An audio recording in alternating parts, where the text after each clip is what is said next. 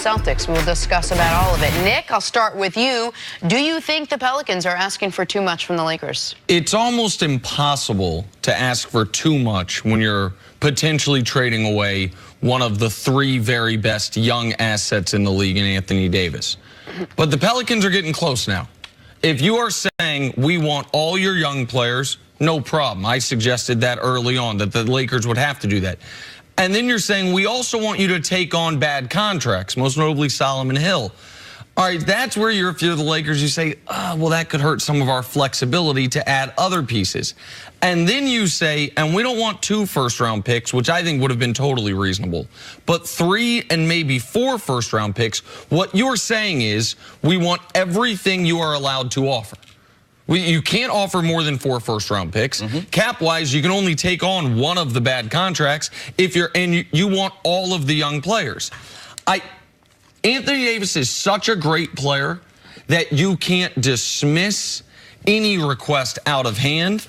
But if I were the Pelicans, I would be nervous that I might be overplaying my hand slightly, only because they are forcing the Lakers to negotiate against a theoretical offer, most notably from the Boston Celtics, that if Kyrie Irving leaves, will never exist. The offer they are holding over the Lakers' head is, the Celtics are going to offer Tatum. But we don't know that the Celtics will offer Tatum. And the Pelicans, I think there is a middle ground of all the young players, 2 first-round picks, and we'll fight and push and pull on will we take a bad contract. But if the Pelicans walk away from that, and this summer Kyrie leaves, and Anthony Davis stays clear, I'm not staying long-term in Boston, then Boston's best offer is going to be Jaylen Brown, Marcus Smart, and future picks. And then what offer do the Pelicans have? So the Lakers have not had any leverage in this situation, so the Pelicans are exerting leverage where they should. But 4 first-round picks, take our bad contract and give us all the young guys, that might be a bridge too far, even for a player as great as Anthony Davis. Yeah, the Pelicans are in a tough situation. For one, they're losing their best player the franchise has ever had. He's made a public announcement he doesn't want to stay there. So that it's not only what's going on now, but it's about the future. Even if they get one of these top draft picks that turns into Zion Williamson, are we going to be able to sign him? Like how we know he's going to be restricted for a certain period of time with that team, but after that, moving forward. So will they ever have a legitimate shot in the Western Conference? To me, that's one question the Pelicans have to deal with. Now, as far as when a player demands something like this, no different than Popovich, no different than the Pacers when they had Paul George and Kawhi, you got to try to get the best deal that you can get.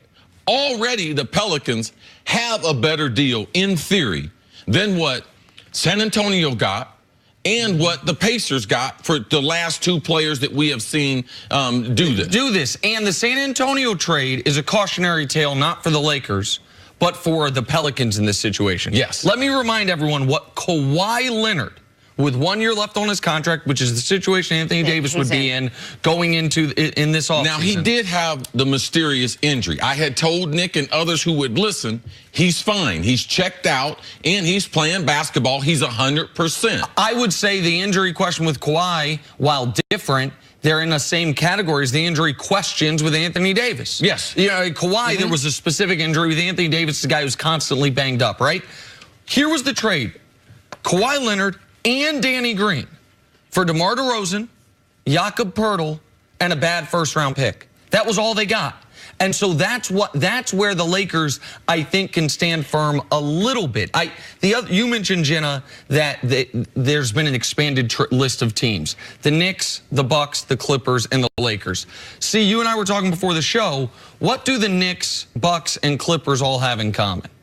Knicks, Bucks, Clippers. They got problems. They got problems as far as being able to match what the Lakers are going to do. Right. And on paper, and just the conversation sound good, but they have problems if potentially he'll sign with all those teams, and can they work out those deals? Well, they picked 3 teams. I think this is very strategic by Rich Paul and Anthony Davis. We're not going to say you have to trade us to the Lakers. Here's 4 teams. Yeah, they did him a great service by allowing AD. Saying, you know something?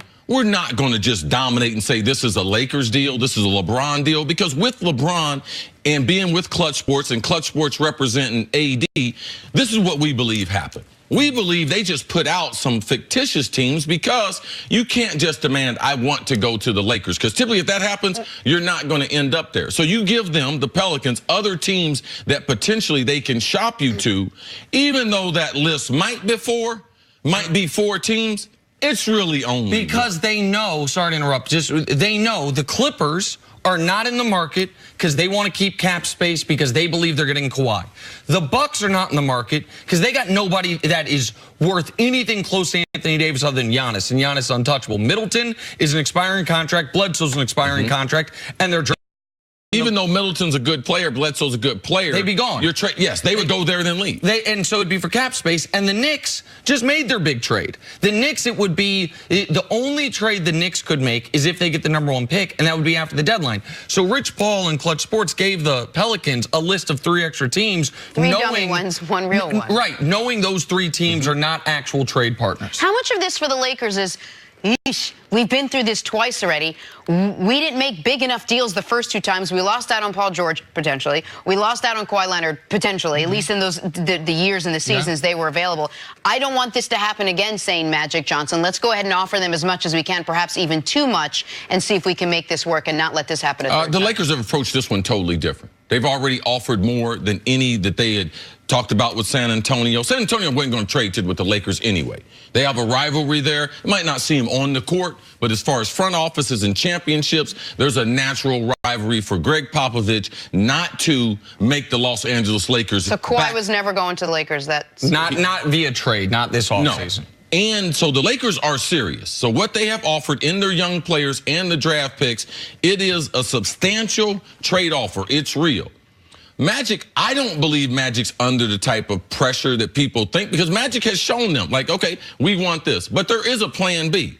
This is the biggest free agent market that we've seen. So there are guys going to be free this summer. And let's not forget about the Kyrie and LeBron conversation. AD is the second step to rebuilding the Lakers. First was LeBron, then get AD, but you have to get AD that allows you to make that last move, and that's to get another superstar. So I don't think Magic, he's offered all these things, but he hadn't offered things that would prevent him from getting that 3rd superstar, which is going to be important for them to try to win a championship. So there's 2 points I want to make quickly here. One is the trade that I presented a week ago. I think the Lakers would be comfortable sweetening it by 1 draft pick, meaning all the young guys, Ingram, Zoe, Kuzma, Zubats, and Stevenson just for the contract's sake. And I said 2 first-round picks. Call that 3. That's the one I said last Monday. What that does not include is taking on a toxic contract, because then they would have the ability to get the 3rd star. The other point that I want to make, and this is one that I think has been missed by people, and one that Magic and Pelinka, it'd be a dangerous game to play, but I think they should make to Dell Demps. I think they need to say to Dell Demps the following, because they didn't hire Luke Walton. I don't know how much they love Luke Walton. Okay, I know you think that Tatum is here and Ingram's here. What do you think Tatum's value would be and Ingram's value would be if Jason Tatum was under Luke Walton's tutelage, and Brandon Ingram for the last 3 years was under Brad Stevens. Look at these guys, what they were coming out of college. Because guess what? D'Angelo Russell, once he left us, once he left our player development, once he left the Lakers, he turned into an all-star. Yeah, I saw him last night. He looks pretty good. Julius Randle, once he was actually playing well for the Lakers last year, is having his best season now that he has left. So you've got 2 guys in Tatum and Brown who have had maybe the best player development coach in the world. We've had Luke Walton. So are those assets that much better than ours in a vacuum, or just given their circumstances? That's a point Magic should make. I think that's a tremendous point. I've never even heard that type of point presented as far as, listen, both of these guys have been in the league a short period of time. One guy's been in a better learning environment, that being Brad Stevens and Boston, and the potential, when you talk about it that way, been like, wow, What would Ingram look like if he had been playing with Boston, all those other And young would players? Jaylen Brown have any trade value if he had been drafted by the Lakers? If a guy who, when he was taken, people were like, wow, you overdrafted him. Would that be a guy Or if he didn't have the playoffs. Right. Even if he just had the regular season, we saw the growth. We saw him learn how to shoot that J, especially from three-point range. But what he did in the playoffs and what Tatum did in the playoffs, even though they've come back down to earth, huge difference in how they were developed. Trade deadline is Thursday. Yes or no, this gets done before Thursday? I've said 65-35 against. I think it's 60-40, but still against. All right, same, see? Probably not. See? Well, let's just go with Knicks right now. I'm not a percentage guy. Take a break. Coming I think 70% is going to happen, 35% it's not, 5% Wait. up. Okay, I did the quick math in my head, and I was like, know. that ain't Jenna's right. got a headache now. Coming up, what makes Bill Belichick such a winner? That is next on First Things First, and you can always check us out on the Fox Sports channel on SiriusXM. We will be right back. Jenna Wolf, I love you like the sister. But